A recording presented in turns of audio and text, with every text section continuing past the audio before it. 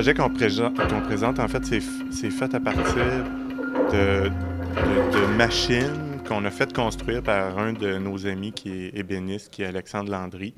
Donc, qui a construit vraiment des machines physiques parce on voulait s'éloigner de la laptop performance ou d'être en arrière d'un ordi.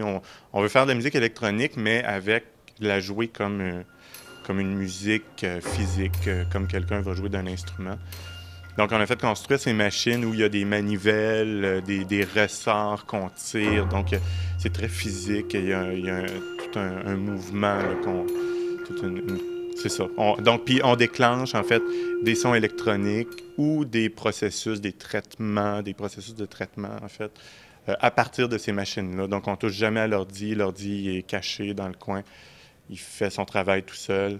C'est complètement nostalgique d'un passé aussi dans lequel on jouait de la musique, parce que nous, on faisait de la musique rock avant, de la musique pop. Donc, c'est un peu cette nostalgie de avant d'arriver dans la musique électronique, où là, tout se passe dans un ordinateur, ben, on voulait revenir aux sources, en fait. Pour moi, là, c'est très personnel, mais la relation que j'ai avec un ordinateur, je trouve ça très dole. Puis en même temps, cet ordinateur-là, c'est lui qui me permet de faire la musique que j'imagine, c'est lui qui me permet. Mais la relation que j'ai avec, puis de me mettre sur scène avec un ordinateur, je trouve ça super plate. Peut-être parce que j'ai fait des musiques, je jouais de la guitare, Martin aussi, là, c'est la même chose. On jouait de la guitare, du drum quand on était jeune. C'est peut-être pour ça qu'on a besoin d'entretenir ce rapport physique, de bouger sur scène, donc, c'est aussi simple que ça, je pense. Au départ, en fait, on utilisait beaucoup le son même des machines. Donc, ces machines-là font du son acoustique. Puis pour l'amener dans la musique électronique, ben on faisait du traitement en temps réel. On prenait des petites loupes, on faisait des modifications sur le son des machines.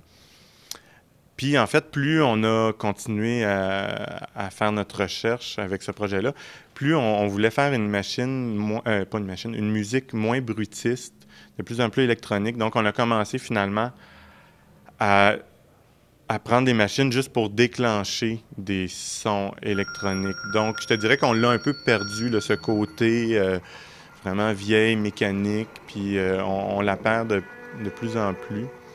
Puis elle nous sert de plus en plus à faire ce qu'on va entendre ce soir, parce que bon, c'est un projet qui évolue en fait sur des années. Là, c'est tout le temps, on continue tout le temps d'y travailler, d'améliorer. J'espère de l'améliorer. Puis c'est ça, ce qu'on va entendre ce soir, c'est vraiment la musique, elle sonne super électronique en fait.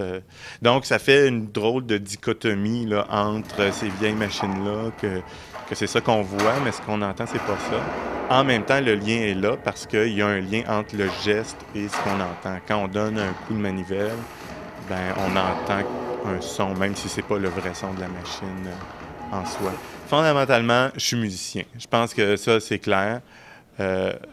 Cela dit, je me retrouve peut-être pas beaucoup dans le milieu de la musique parce que je suis pas assez académique pour certains, trop pop pour d'autres, pas assez ci, pas assez ça, pas assez médiatique pour être médiatique.